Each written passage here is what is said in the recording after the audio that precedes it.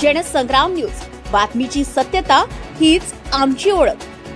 मुख्यमंत्री मोटरसायकलवरून थेट मंत्रालयात देशाचे माननीय प्रधानमंत्री नरेंद्र मोदी यांच्या इंधन वाचवा या आव्हानाला प्रतिसाद देत महाराष्ट्र राज्याचे मुख्यमंत्री माननीय देवेंद्र फडणवीस यांनी स्वतःपासून सुरुवात करून थेट मोटरसायकल स्वार होऊन मंत्रालयातील कामकाजात सहभाग घेतला व अशा प्रकारच्या सूचना सर्व सहकारी मंत्र्यांना दिल्या। माननीय प्रधानमंत्री महोदयांनी जे काही निर्देश दिलेले आहेत ते देशहिताकरता आहेत आणि म्हणून आपापल्या परीनं जे जे करता येईल ते करण्याकरता आम्ही सगळे प्रयत्न करतो आणि म्हणून सिम्बॉलिकली त्याचा प्रचार झाला पाहिजे। आणि जेव्हा राज्यातले नेते मंडळी अशा प्रकारे प्रचार करतात तर ते लोकांपर्यंत पोहोचतं, म्हणून मी आज या ठिकाणी मोटरसायकलने आलेलो आहे।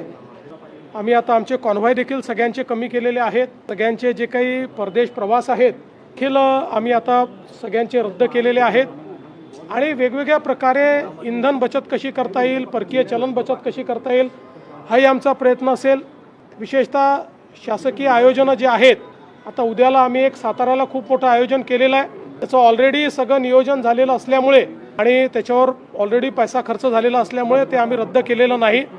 पण या आयोजनानंतर आम्ही पुढचे 6 महिने मोठे आयोजनं शासनाच्या वतीनं हे करणार नाही आहोत।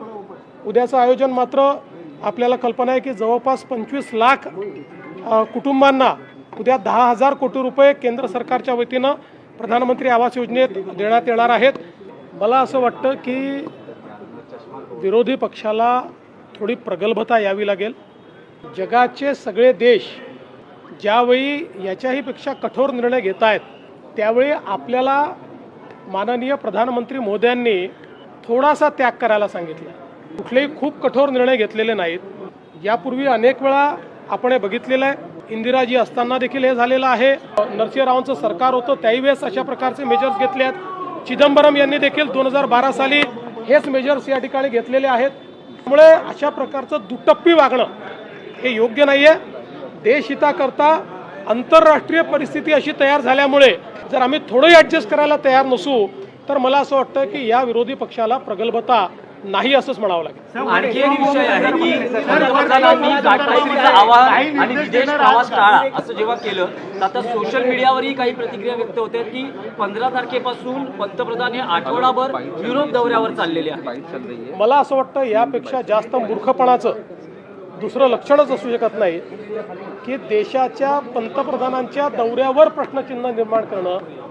देशाचे पंतप्रधान जेव्हा परदेशात जातात स्ट्रॅटेजिक अलायन्सेस होतात, देशाच्या अर्थव्यवस्थेला त्या ठिकाणी त्याचा फायदा होतो। दिलीप पिंपळे, जनसंग्राम न्यूज, वर्धा।